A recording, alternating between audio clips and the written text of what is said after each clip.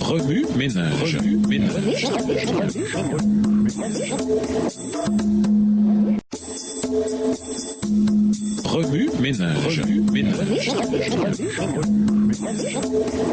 Bienvenue dans votre émission Remue ménage. Nous voici à la leçon de dimanche, le Saint-Esprit à l'œuvre. La plénitude du Saint-Esprit, lisons Acte 1, versets 4 à 8.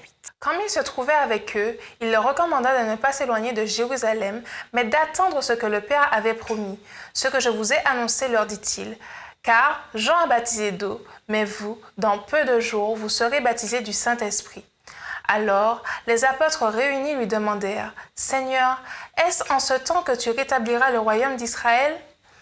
Il leur répondit, « Ce n'est pas à vous de connaître le temps ou les moments que le Père a fixés dans sa propre autorité. Mais vous recevrez une puissance, le Saint-Esprit survenant sur vous, et vous serez mes témoins à Jérusalem, dans toute la Judée, dans la Samarie et jusqu'aux extrémités de la terre. » Lorsque nous étudions l'Église dans le livre des Actes, nous découvrons l'enthousiasme des disciples sortant de la chambre haute pour bouleverser le monde. Plus d'un lecteur se réfère au livre des Actes en tant que mouvement de la première Église. Cependant, étant suffisamment attentif au texte, nous voyons que c'était le Saint-Esprit qui était à l'œuvre. L'introduction de ce livre révèle clairement que c'est l'Esprit qui dirigeait l'Église, comme dit Acte 1, versets 4 à 8. Les disciples reçurent l'effusion du Saint-Esprit et furent remplis de sa puissance. Dieu accorde sa puissance à ceux qui témoignent. Il promet le Saint-Esprit à tous pour qu'ils répandent l'Évangile et cherchent à sauver les âmes perdues. Au fil de votre lecture, vous verrez se manifester les actes du Saint-Esprit dans chaque Église et chaque croyant. Vous verrez l'Évangile se répandre d'abord à Jérusalem, puis dans toute la Judée, en Samarie et enfin jusqu'aux extrémités de la terre. Le rôle du Saint-Esprit, lisons Genèse 1, verset 2. La terre était informe et vide. Il y avait des ténèbres à la surface de l'abîme et l'Esprit de Dieu se mouvait au-dessus des eaux. Nous voyons d'abord le Saint-Esprit à l'œuvre à la création, Genèse 1, verset 2. Il était présent et il est toujours dans le cœur et l'esprit de ceux dont le parcours spirituel est informe et vide. Le fait que la lumière ait été créée sur un ordre du Seigneur montre que le Saint-Esprit se mouvait dans le processus de la création et qu'il en était de même dans l'Église primitive. En ces jours-là, le Saint-Esprit se mouvait alors que l'Église recevait la puissance pour répandre la parole du Sauveur ressuscité. La Bible appelle le Saint-Esprit conseiller et consolateur. En tant que consolateur, il a pris la place de Jésus et en tant que conseiller, il dirige et guide tout individu. Paul exhorta l'Église à ne pas agir comme ses ancêtres qui ne tinrent pas compte de la voix du Saint-Esprit. Il rappelle les paroles d'Ésaïe disant que Dieu ne les guérirait pas parce qu'ils n'écoutaient pas l'Esprit. La croissance de l'Église primitive. Lisons Acte 8, versets 1 à 8. Saul avait approuvé le meurtre d'Étienne. Il y eut ce jour-là une grande persécution contre l'Église de Jérusalem et tous, excepté les apôtres, se dispersèrent dans les contrées de la Judée et de la Samarie. Des hommes pieux ensevelirent Étienne et le pleurèrent à grand bruit. Saul, de son côté, ravageait l'Église, pénétrant dans les maisons, il en arrachait hommes et femmes et les faisait jeter en prison.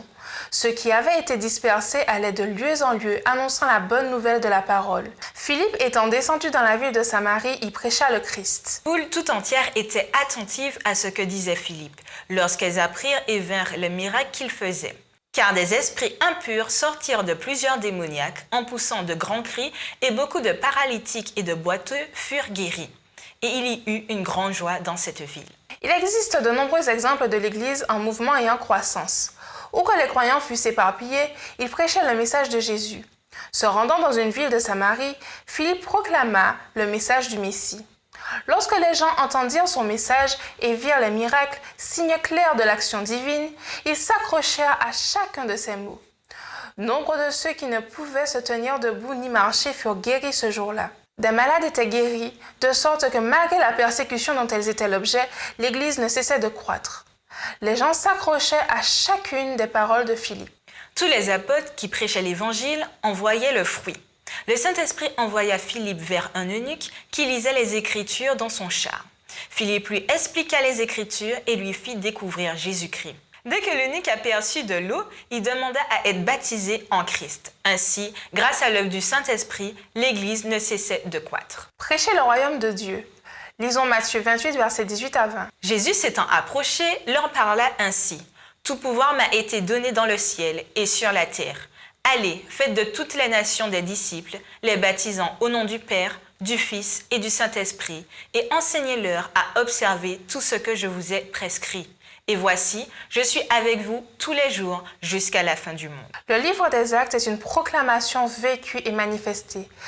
Allez dans le monde, prêchez l'évangile éternel, faites de toutes les nations des disciples.